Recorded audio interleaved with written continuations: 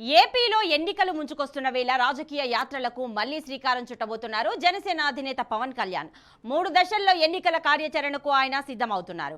మొదటి దశలో పొత్తుకు పార్టీ క్యాడర్కు సిద్ధం చేసి, రెండో దశలో పార్టీ ఎన్నికల వ్యూహంపై క్యాడర్కు దిశానిర్దేశం చేయనున్నారు. ఇక 3వ దశలో ప్రచార సభల్లో ఎన్నికల శంఖారావం పూరిస్తారు.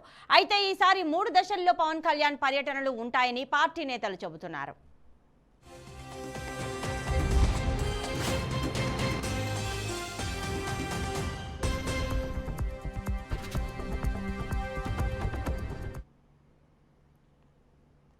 ఎన్నికల కార్యాచరణను ఉభయ గోదావరి జిల్లాల నుంచి ప్రారంభించబోతున్నారు. 2 పార్టీల నేతలు క్షేత్రస్థాయిలో కలిసి వెళ్లేలా పవన్ కళ్యాణ్ నేరుగా రంగంలోకి దిగబోతున్నారు. ఇప్పటికే సీట్ల సర్దుబాటుపై 2 పార్టీల మధ్య పలు నియోజకవర్గాల్లో వరుసగా విభేదాలు తెరపైకి వస్తూ ఉండడంతో ఇలాంటి సంఘటనలు పునరావృతం కాకుండా చర్యలు తీసుకోవాలని పవన్ కళ్యాణ్ భావిస్తున్నారని తెలుస్తోంది. దానిలో భాగంగా పవన్ తొలి దశలో టీడీపీ జనసేన పార్టీ నేతలతో భేటీ అయి వారి మధ్య గ్యాప్ లేకుండా కలిసి వెళ్లేలా యాక్షన్ ప్లాన్ సిద్ధం చేస్తున్నారు. అందులో భాగంగా ఈ నెల 14 నుంచి 17 వరకు ఉభయ గోదావరి జిల్లాల్లో పర్యటించనున్నారు పవన్.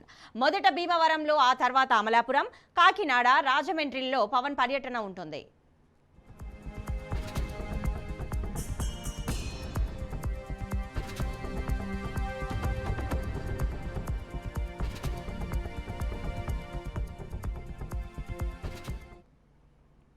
పదిహేనవ తేదీన బిఆర్ అంబేద్కర్ కోనసీమ జిల్లా అమలాపురంలో, 16న కాకినాడలో, 17న రాజమండ్రిలో పర్యటిస్తారు. ఇప్పటికే తూర్పుగోదావరిలోని రాజనగరం, కోనసీమలోని రాజోలు నుంచి తాము పోటీ చేస్తామని పవన్ ప్రకటించిన నేపథ్యంలో పవన్ రాక కోసం కార్యకర్తలు ఎదురుచూస్తున్నారు. కాకినాడ సిటీ, కాకినాడ రూరల్, పిఠాపురం సీట్లపై ఆశలు పెట్టుకున్నారు జనసేన నేతలు. పవన్ జిల్లా పర్యటనలో భాగంగా తూర్పుగోదావరి, కోనసీమతో పాటు మరిన్ని టికెట్లు ఖరారు చేసే అవకాశాలు ఉన్నట్లు తెలుస్తోంది.